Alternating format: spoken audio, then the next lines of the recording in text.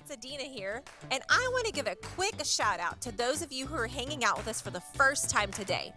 Rock Point is not your average church. It's a family of authentic people who are trying to follow Jesus and heal from life's hurts. So, if you're not okay today, trust me, you're in the right place. Whatever your struggle may be, whatever you're facing, there's help available. In fact, we want to hear from you. At any moment, you can click on the link to fill out the connection card and let us know how we can help you. A connection card is just a fancy term, an easy opportunity for you to have a conversation with us. There's a spot for you to fill out your connection information and a prayer request, or even to let us know if there's a need that we can meet for you. If you'd like to have our staff pray for you this week, we would like more information on the church, let us know. Just fill out the connection card. It's an easy way to keep up with what's going on in your life. In fact, we've made connecting with us as easy as possible. If you have a smartphone, you can pull it out right now, open up your camera app, focus your camera on the QR code, and it will lead you straight to the online connection card. I've asked the team to leave it up for just a few extra minutes while you frantically search for your phone. Thank you for letting us know what's going on in your life today. It's an honor to pray for you and to support you. After all, isn't that what church family is all about? Right now, we are in the middle of a collection of talks we're calling Jesus Freaks. It's no doubt that Christians can be a little weird sometimes. So we're doing our best to dive into what really matters when we follow Jesus in our everyday life. For all you families watching, we wanted to do something special for you. Our kids ministry team has been busy this week getting ready to share with you and your kids a Bible story. These Bible stories just help us to see what Jesus is like, how he treats people, and how he cares about, or maybe even how he made him mad. And if we're going to follow Jesus, these stories show us how. So round up the kids around the TV and get ready. In just a few minutes, we'll be playing this week's episode of Story Time. But before our band loads, we want to play just a few songs. I wanted to invite all of us to pause for just a second to pray. Prayer isn't the only thing that we do. It's the first thing that we do. Who can heal those of us that are watching that are sick or struggling? Who can provide the money that we need to pay our bills or give you the patience to parent your kids? Only God can. And he has the answers you've been looking for. So let's pause for just a second and ask God to give you what you need today and to help you open up your heart to him this morning. God, thank you so much for today, and thank you for each person watching. And God, we know that you are such a big God, that you can give us the patience that we need, and God, that you can give us the healing that we need, and God, that you can provide for us. And God, most of all, we just thank you with how that you love us, how you love us each day. God, I pray that as we are watching, as we're going about our week, God, that you would fill us with your spirit and your love. We love you so much. Amen. Good morning, Rock Point. Let's sing together.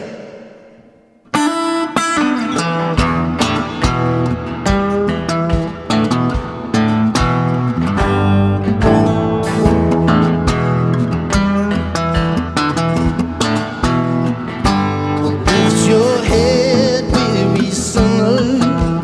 Rivers just ahead. Down the path of forgiveness, salvation's waiting there.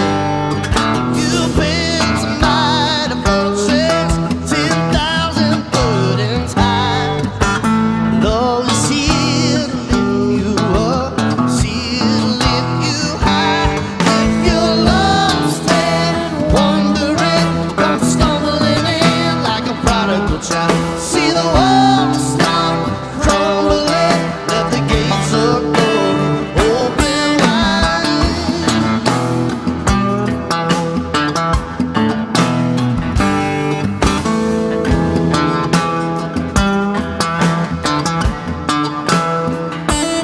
All who strayed and walked away, unspeakable things you've done.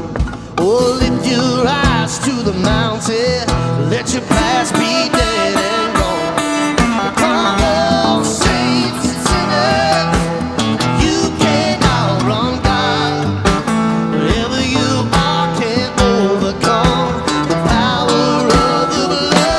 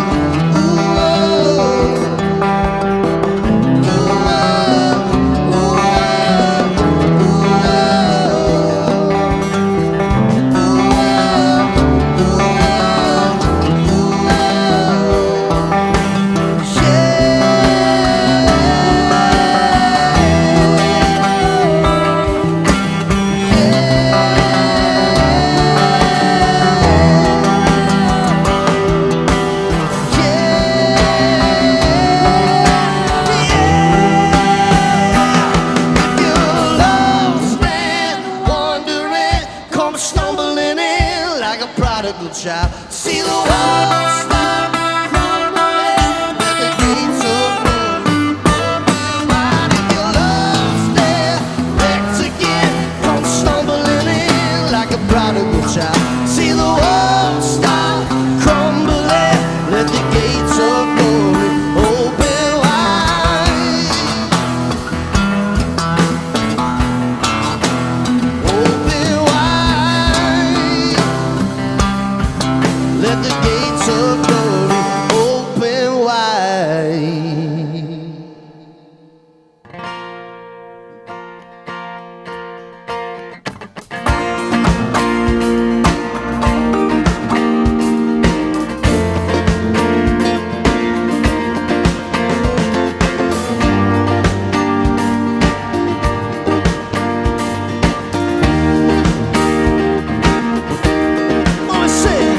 Oh, come all you weary, come all you thirsty, come to the well that never runs dry. Drink of the water, come and thirst no more. Come all you sinners, come find His mercy, come to the table, He will satisfy. Taste of His goodness, find what you're looking for. Say, for God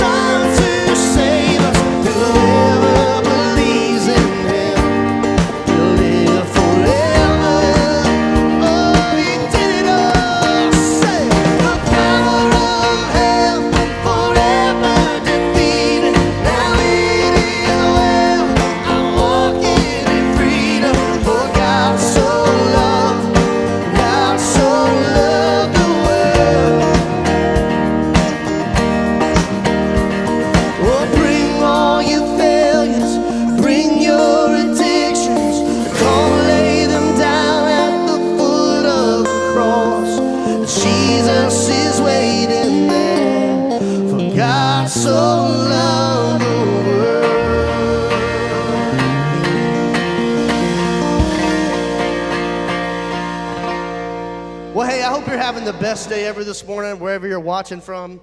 I hope you're getting to hang out with some friends or family. Just want you to know that you're not alone today. We're right here with you. Thanks for joining with us today. You can sit back, relax, and watch this video.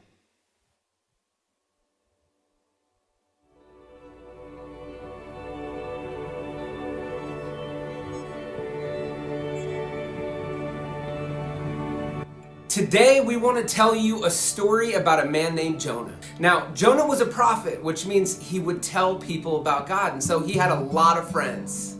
And one day, God tells Jonah to go to a place called Nineveh. Jonah, I want you to go to Nineveh. Why does everybody think that that's what God's voice sounds like? Now, why would God want Jonah to go to Nineveh? Well, because the whole place was in trouble. Lawlessness was taking over, it was super evil, and they had to turn things around. So, what is Jonah to do? Well, I got it. He takes the first flight out and he flies straight to Nineveh and he starts his mission there.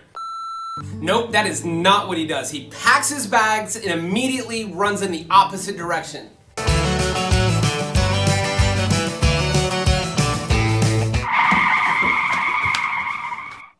So Jonah jumps on a huge ship. Think cruise ship. Have you ever been on a cruise ship before? Okay, back to the story. And he sets sail across the Mediterranean Sea. All aboard! A few days later, on the ship, God sends a huge storm, and the crew starts fighting for their lives. Help! We're about to go overboard! Somebody save us! So there's one huge problem. God has Jonah's exact GPS location, and Jonah knows it. He is not where he's supposed to be. He was supposed to be going east, and now he's going west, and there's a huge storm, and everybody's about to die. So what does Jonah do? Well, he does what any grown man would do. He goes to the bottom of the boat, and he takes a nap. The captain figures out exactly what's going on, and he sends his men to go wake Jonah up, sit him down, and question him. So Jonah is completely out of options and tells the captain what's going on, and so the captain does what a good captain will do. He throws Jonah overboard. Ahoy, matey! And immediately, when Jonah lands in the water, the storm clears up. Well, guess what? As soon as he starts thinking about what he's gonna do floating out there, God sends a whale and swallows Jonah.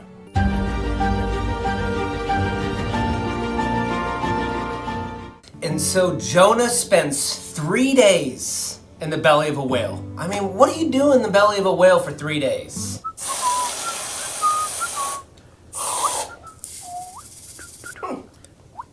Being in a whale's not so bad. Hey, all you fish want to see a little magic trick? All right, here we go. I got a card for you, I got a card for you, I got a card for you. Okay, here we go, all right. That is not how it went at all. Jonah spent 3 days in the belly of that whale begging and pleading God to save his life. He prayed, he cried out, and he thought he was gonna die. Could you imagine the loneliness he must have been feeling? That must have been terrifying. It must have been sad. I mean, it must have been a really horrible experience. Because Jonah was all alone in the dark in the belly of a whale. Just when you think things couldn't get any stinkier, God spares his life and commands that fish to vomit him out onto dry land. After many bottles of shampoo and a long hot shower, Jonah made his way to Nineveh. And I can't imagine how scared he must have been from all the stories that he heard about the evil things going on there. But Jonah did what only he could do, and he trusted God, and he began to connect with the people there and start telling them about God. So much so, people started following him, he started drawing large crowds, and immediately the king sent to have a meeting with Jonah. Now this is the amazing part of the story. After Jonah had went the opposite way, he was disobedient to God over and over and over, and he kept trying to run from God. He used Jonah to speak to the king, and they began to tell the people there that they were going to begin fasting, they were going to begin praying, and they were going to begin worshiping God. So we can learn from Jonah's story that through God's great compassion and mercy, When we're obedient to turn things around, God does some of the most amazing work through our lives to reach the people that He's called us to reach. And because Jonah was faithful, at the end, God rescued an entire nation. Now that is pretty fantastic.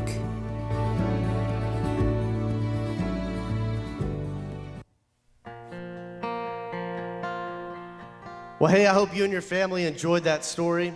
And I just want to invite you right now to not turn off or let the kids get away, but gather together around a family. We're going to sing a worship song together. It's one of my favorite songs to lead at our church, and now I get to lead it with you at your home. So let's sing together.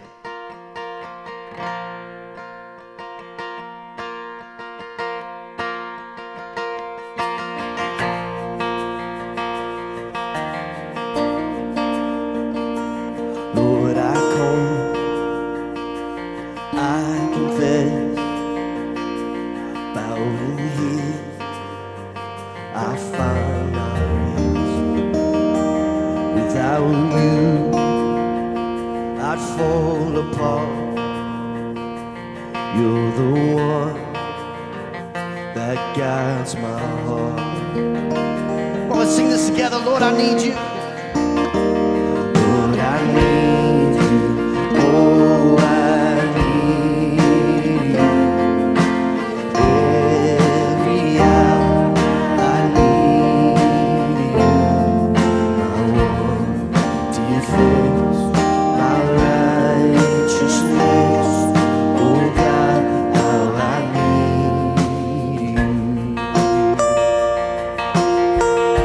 Lord, sing it now. Sin runs deep. Your grace is more. Grace is found. Is where you are. Say where you are. Lord, I am free. Your holiness is Christ in me. Yeah. Need you. Oh, I need you. Every hour I need you. You're my one defense. You're my righteousness. Oh, God,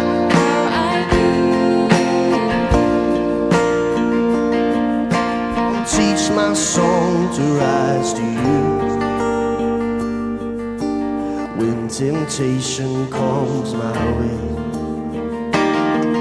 when I cannot stand, I fall on you. Oh, Jesus, you're my hope and stay. Yeah, Lord, I need you. Oh, I need you. Every hour I need you. You're my one defense. You're my righteousness. Oh, God, how I need you. You're my one defense. You're my righteousness. Oh, God, how I need you. You're my one defense. You're my righteousness. Oh, God, how I need you. come on, let's sing this together. Lord, I need you. Oh, I need you. Every hour I need you. You're my one defense. You're my righteousness. Oh, God, how I need you.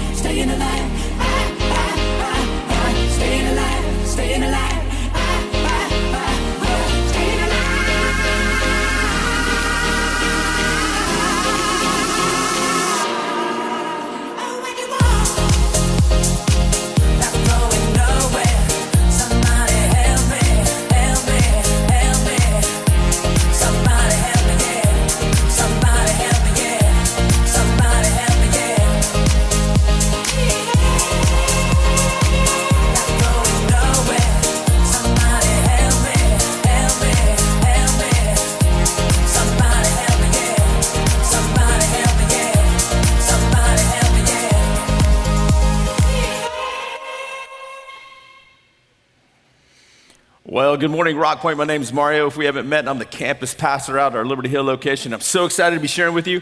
Today we continue our series called Jesus Freaks. We've been talking about the non-traditional Christians that people gave this name to, and the traditional Christians that gave them to them. You know, we're in this place where they're pursuing God, and they see these new wave of believers coming, and they call them Jesus Freaks. And that's the kind of people that Jesus called towards him. You know, they were the people on the outside, the people that weren't they weren't the people that someone would pick to follow them. And Jesus picked them, and they were considered Jesus freaks. And so we've been talking about that in the last couple of weeks. Let me just recap really quick. Week 1, I talked about what it is to follow Jesus, not keep up with him, right? So what are we going to do to follow him? Last week, John talked more about following. Here's what we got to do. Here's what we want to do to follow Jesus. And so today, I want to talk about the payoff. What is the payoff to following Jesus? What's the win for us, right? What do we get? So if you're a non-believer and you're watching this or hearing this somewhere, I just want to say thanks for listening in. But we're going to talk about what happens when you follow Jesus. And then if you're a believer, let's go back to what brought us to following Jesus in the first place. What is the win for us? What's the payoff? Excuse me. So here we go. And what I thought about was, you know, this win, this payoff for us. What does someone tell someone when they're trying to get someone to go somewhere and go, hey, this is the win. This is what we got to remember. I thought about a few movies that I watched, and there's this tension in the movie, and someone rises up with these people that are on the outskirts that no one would pick, that are left out, kind of like the disciples that Jesus had in his life. And so there's these movies where there's these battle scenes and these people that, they're about to do something great. They're the underdog. They're not chosen. They're destined to lose. You know what I'm saying? And so someone rises up and they give this speech to go, here's what it's all about. Here's the win. Remember why we do this. I think about 300 and Leonidas and the guys that he faced, right? And he told them, this is where we stand. This is where they're going to come at us, but this is where they lose. And he joined with them and he said, here we go. And he raised them up, and what did they do? They won. But they were the underdogs. I thought about Braveheart, right? And they were going up a huge army, and here comes William Wallace, and he rallies everyone around them, and he gives his speech. And after that speech, they go and they fight for freedom. I thought about Weir Marshall, Coach Jack of the Thundering Herd. They had lost their entire team, and he brought everybody to this place where they had these statues of what had happened. And what does he do? He gave this speech, and it came to this climax of the movie, and he said, this is where we stand. This is what we got to remember. This is the win. This is why we do what we do. And they go out and they win. He didn't have a winning season, right? But they won that game. He called them to something greater, and that's what I want to remind us about today if you're a believer or a follower. And those people that are going, maybe, you know what, I don't know if I want to follow God. I don't know if this is my thing. I want to challenge you as well to think about the win and the payoff of this. So it's a reminder for those of us that follow God, and it's kind of a challenge for those of you that are maybe just looking on the outside in. And so those movies brought that whole, what's the win for us, to my mind. And I thought, well, Jesus did that a couple of times. He called and he rallied his guys around. He's going to give this speech about following him and how they're going to change the world. And I go, well, what would Jesus tell them? He gathered them around, gathered the 12 disciples, because here's what we're going to do. We're going to rally around this, and we're going to go. And that's what I want to share with you today. So Jesus has these guys sitting there. He gets them here. They're not the brightest guys in the world, right? Not all of them. Some of them are. But here we go. We're going to pick this up in Matthew 10, verse 16. And here's where Jesus' speech starts. He's going to send them out, and he says this, I'm sending you out like sheep among wolves. Therefore, be as shrewd as a snake and as innocent as doves. And if you go, hold up, okay, back in the day, sheep, or if I heard that and I was a disciple, I'm going, hold on, Jesus. We have sheep. You're saying we're the dumbest animals that don't have any kind of defense mechanism, and you're sending us out as sheep? Well, let's just keep going. He goes, be on guard. I'd probably pay attention there, because now Jesus is telling me, be on my guard. You will be handed over to the local councils and be flogged in the synagogues. Whoa, we're supposed to be being, brought up to go change the world. You're telling us we're going to be handed over? We're going to be flogged? People are going to see us? We could possibly die? This is not the speech that they wanted to hear. And then he goes on to say this, on my account, on Jesus' account, you will be brought before governors and kings as witnesses to them and the Gentiles. So you're going to be speaking to high-ranking officials. You're going to be brought forth, and you're going to give an account for your life and what you believe. So these guys are going, okay, what happened to the whole let's rally together and let's go conquer things? I've followed you. I've given everything up to follow you. Now you're going to tell me I'm going to be handed over. I'm like a sheep. And I'm going to be speaking in front of all these high officials. And then he keeps going. But when they arrest you, okay, I don't know how many of you have ever been arrested, but here's the thing. That's not something you want to look forward to, right? So Jesus says, when you're arrested, do not worry about what to say or how to say it.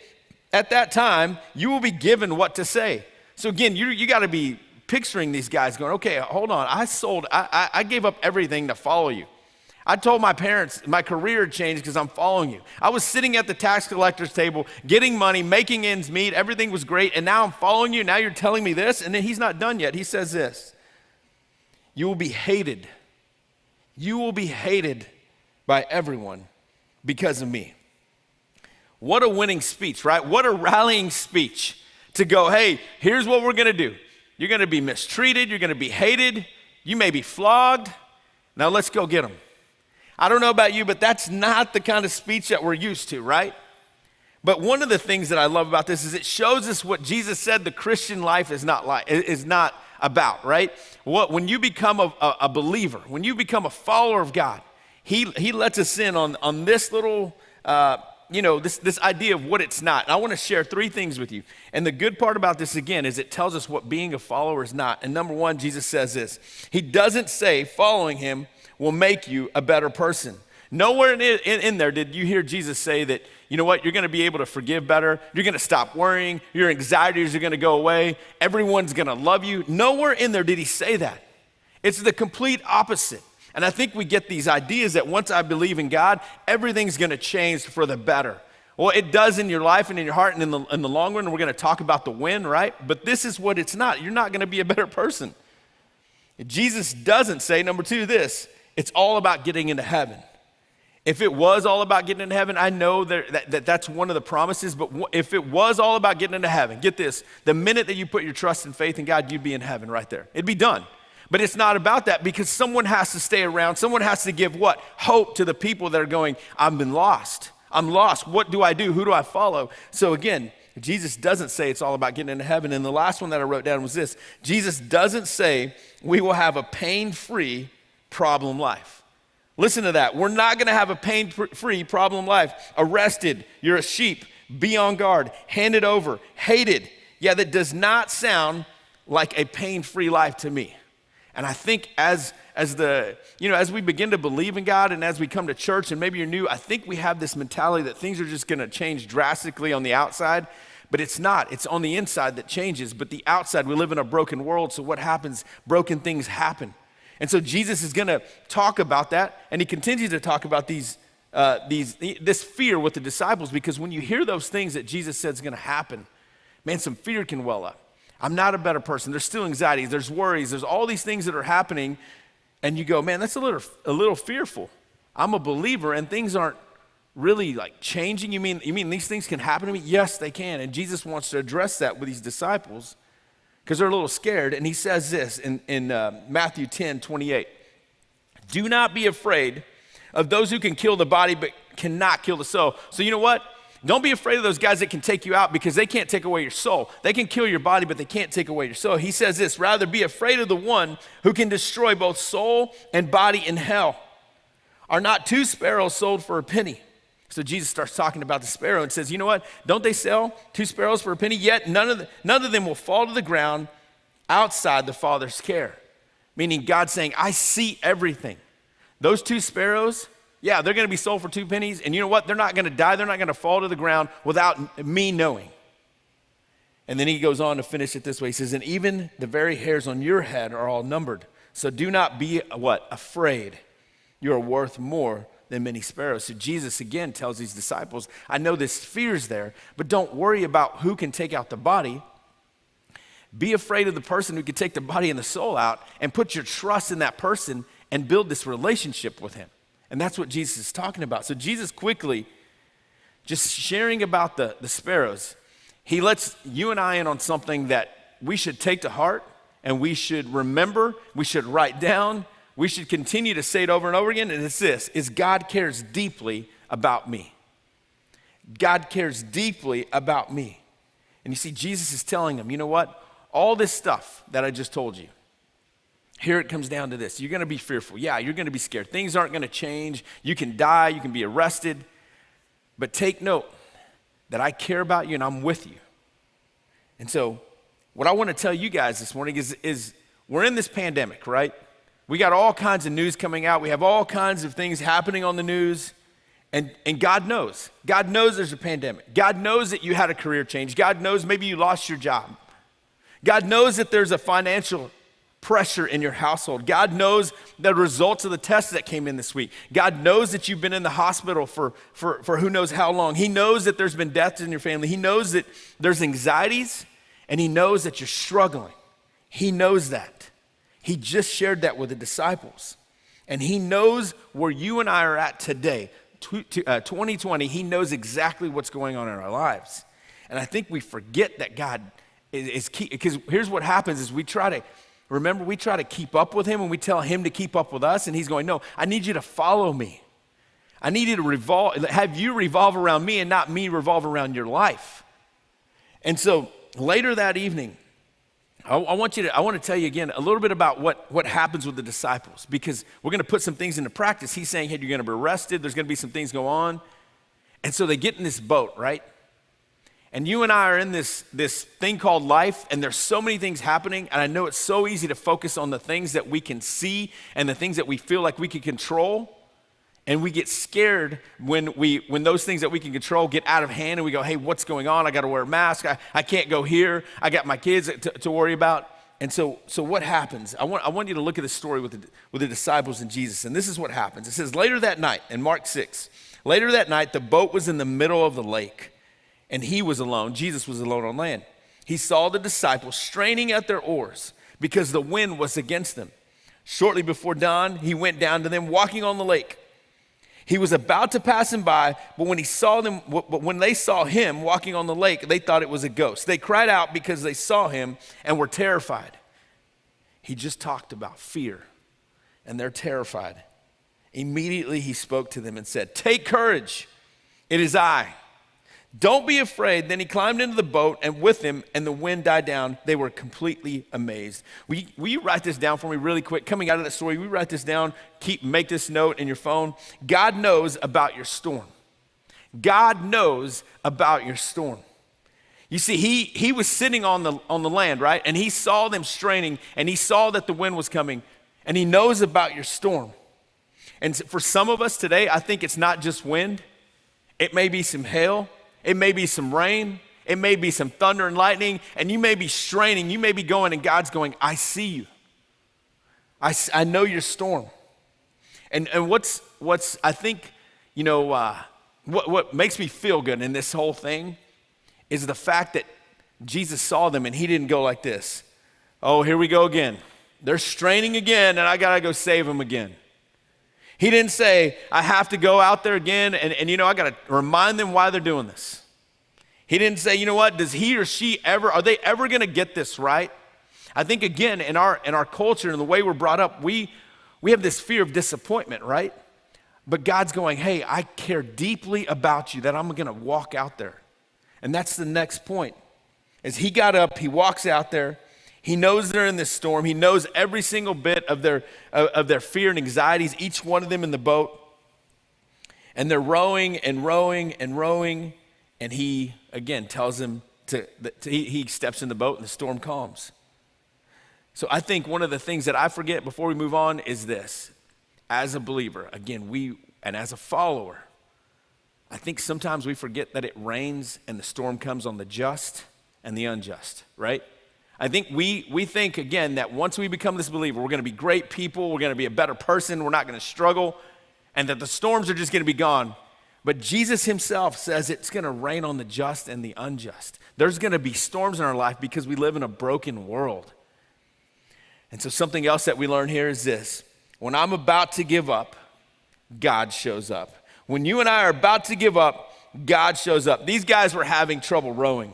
Man, they were working against the wind, meaning they were trying to go this way and the wind was pushing them back. And if you and I can be honest for a second, the easiest thing in life when things are not going right, is to do what? Is to give up and throw in the towel. And all the progress that you've made, you go all the way back because the storm takes you out. And that's when you and I are trying to do things on our own. And God's going, I'm going to show up. I'm going to be there for you. I'm going to help you. But before he shows up, we got to remember that as we're rowing, it's going to get tough. And if you and I are trying to do this on our own, and we're trying to revolve God around us and not ourselves around him, when we try to revolve God around our lives, we're rowing and we give up for a little bit, and then we believe these assumptions about the storm. We look at the lightning, we look at the thunder, we look at the rain, we look at the hail, we look at the clouds, and God's saying, I'm right here, look at me. Put your eyes on me. I'm here. So don't give up. And we're going to talk about still rowing as the storms, as we're in the storm. But God's saying, don't give up. I'm right here. I've shown up. And the last thing that I absolutely love about that God shows us about the story is God shows us who he is. God shows us who he is. You know, the disciples could have stood up in the boat and they could have yelled, man, storm, stop. The rain, the wind, stop moving. Please stop. And nothing would have happened. You and I can stand up and say, hey, I want this COVID stuff to just cease and stop, and it's not going to happen. It's God's character and who he is. And he stood up and he got in the boat, and what happened? The storm just stopped. So why can't we just stop the storms? And here's what I want you to get. Listen to this. Because he knows the big picture. Jesus knows the big picture. He knows what is being produced in you and I as we're in this storm. He knows, what more importantly, that it's going to produce faith and not fear when we focus on him. When we're focusing on the storm and the wind, fear comes. But when we focus on him, he knows what the end product is going to produce, which is faith in him. And when you have faith, what does that produce? It produces hope. When we come out of the storm, when we see another storm coming, it produces hope to keep going. So he knows what he's going to produce in us. He knows the big pictures. But I want to remind you, it's so easy that when you're in your own storm, to give up or to put your trust and hope in the oars and in the boat, when Jesus sometimes is probably telling us you're going to have to swim a little bit. This is going to get tough. And again, being a follower doesn't mean that it's going to be easy and pain-free. God promises to be with us.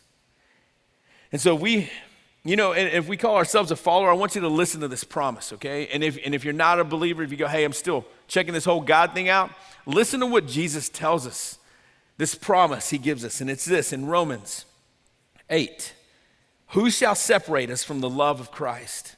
Shall trouble or hardship or famine or nakedness or danger or sword? No, none of those things.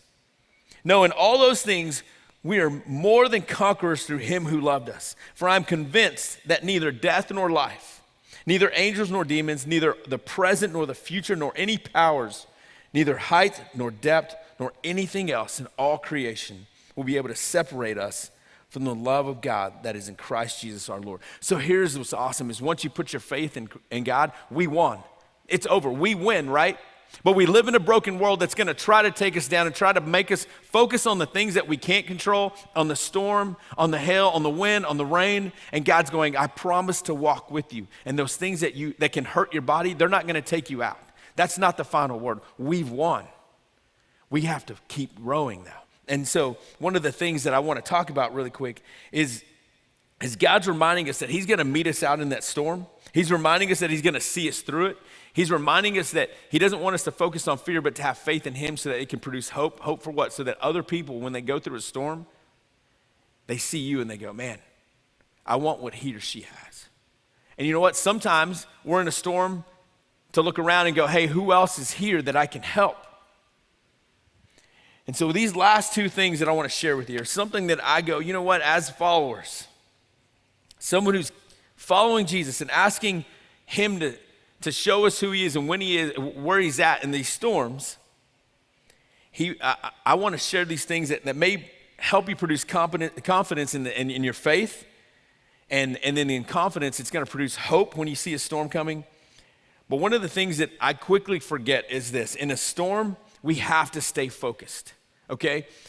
And here's what I want you to get, is we're focusing on God, right? It's not focusing on what we can do, because what we're doing all the time gets us back to the same place. But when you focus on God and not the storm, you focus on him, you focus on faith, It removes you from focusing strictly on the fear. Yes, we're going to be scared, right? Yes, we're going to have some trials. Yes, it's not going to be pain-free and it's not going to be easy, but when you focus on him, that's where faith comes from. So focus on God, not the wind, the lightning, the rain. And how do you do that? When you say focus on God, you look around, you go, hey, who else is here? So for me in my own life, when we're going through this pandemic and I have questions and I have anxieties, I got to focus on him and go, hey, what do you think about this? Hey, can you help me with this? That means we got to reach out and go, in the community, in this church, how can they help me? I'm a part of this. How can I help someone? So when we're in this storm, you got to stay focused on him. And the second most important thing for me in my personal life that I want to share with you is this, is I have to keep rowing. I have to keep rowing. And when I mean this, I mean it by this, is I got to remember that if I just stopped rowing and the wind takes me, man, that all the work that I've done to go, you know what, God, you're with me. I know you're with me, and I got to keep rowing. It'd be like me losing my job and going, God, I need a sign. And he sends all these signs, and he sends all these, these people looking for someone to apply. And you go, oh no, I'm waiting for the most perfect opportunity that God's going to he's just going to throw it in the boat. And I don't have to do anything. He's going, no, I need you to keep rowing. I need you to keep going, because as you're going, someone is watching you. And you know what? I'm with you. And as you make it through the storm, someone else is going to see, and they're going to see that you have what? You have hope. Where did the hope come from? The fact that you kept your faith in me. And those people around us, our neighbors, the people that are struggling, man, they need us to see that we're in this together and that the storm is on, we're all going to walk through storms, but the way that we keep rowing is going, you know what, God, I'm going to focus on you, and I just have to keep going. And there's this verse that I read this week, and it amazes me that I forget that some of these things are in the Bible, and then you start going, man, this fits so perfectly for me in my life. And it's John 13:7, and it says this, you do not realize now what I'm doing, but later you will understand. And for me, I have to remember that you and I sometimes are the only hope that someone sees. And when they see us, they should see who Jesus is. And that we're in this boat, we're swimming. Sometimes we're rowing as fast as we can. But they have to see that our focus is on Jesus and not on the fear that this storm brings. So what is the win? What's the payoff? It's the fact that you and I, as a believer, as a follower, have hope that we've already won. We just have to stick it out and go, you know what? I'm going to make sure that I finish this, not for my sake, but so that my two daughters can see what it's like to have faith, so that our marriage can make it through, so that once this storm's over, the people around me can reach out and go, hey, how did you do this? And you know what? I have the perfect opportunity to go, it's not me. It was God that led me through this. And here's how. So if you're in a storm this morning, if you're rowing, I want to tell you, just keep rowing, reach out where you need help. And if you're a follower, remember, you have that hope to go, I got to focus on Jesus. I got to focus on what God's trying to show me. And you know what? If you're not a follower and you're still checking it out and you're struggling, I got to tell you that same promise that went to the disciples and that goes to us about nothing can separate us is there for you. All you have to do is go, God, I just need I need a redo. I need to start over. I need everything that I've done just to be wiped out and go, God, I want to follow you. I need to revolve my life around you and you not around me. And again, it's not going to be easy. The storms are coming. There's going to be storms in our life. But again, the fact that we've won provides hope. And in that, you can go, you know what, I'm going to make it through, and I'm going to have an impact and influence in the people around me. So again, this morning, let me pray with you. And if you need anything, please, again, fill out that connection card. Let us know how we can pray for you. I know there's so many things going on in our church, so many things in the lives of the people around our people that go to our church. So if you can, scan that QR code. Let us know how we can pray for you, because I'd love to find out what you're walking through and how we can support you in this. Let me pray. God, thanks for this morning. God, thanks for allowing us to learn a little bit from what you showed the disciples that morning. God, in the things that you shared with them. And then in that boat, God, the fear and the anxieties that came in their life are some of the fears and anxieties that we have right now in this world. We're focused on all the things that are going on that we often forget that you're walking with us. And you're asking us to follow you, not to keep up with you. So God, I pray that as we have these fears, these anxieties, God, that you would help us to focus on you and have faith in you so that could provide hope. And God, if we're not in a storm right now, I ask that you would help us to look around and see who needs help. Who can we be that person that person to them that can step in that boat and say, you know what, here, let me help. God, I pray that we'd look around, that we'd offer help and hope to those that are in need. God, and for all of us, God, that with all, again, just all the things that are going on in our culture and our world, would you help us to focus in on you? Would you help us to zero in on what you're doing in our lives? And God, we thank you, we love you, and it's in your precious name I pray. Amen. Thanks for joining us today, guys. We'll see y'all next week. Now hold on. Before you push the off button, I've got 2 things to share with you. Following Jesus is all about taking your next step. For some of you, you're ready to start following. You've realized that your way doesn't work and you desperately need divine help. The good news is Jesus is willing to take you where you are today. If you're ready to start following Jesus, you can call our care center right now and talk to a real life person. For those who are making this decision today, as a church, we are so proud of you and we cannot wait to see what God does in your life. Once again, let me encourage each one of you watching, take your next step today. If you don't know what that is, spend some time alone. Have a conversation with God and ask Him to show you what your next step is. This week, so many of you will donate your time, your money, and your talent to our mission to move forward. I just want to say thank you, Rock Point family. You continue to help us heal from life's hurts. What we get to do together is make a difference in our community. If you would like to give to this mission of our church, you can scan the QR code or give online or even through the Rock Point app. In fact, for a couple of minutes, our team's going to leave up the giving information so we can end our service today. Once again, thank you for investing in the heartbeat of our church, helping people heal. And thanks for hanging out with us. And remember, for you, your family, and our church, and the community, the best is yet to come.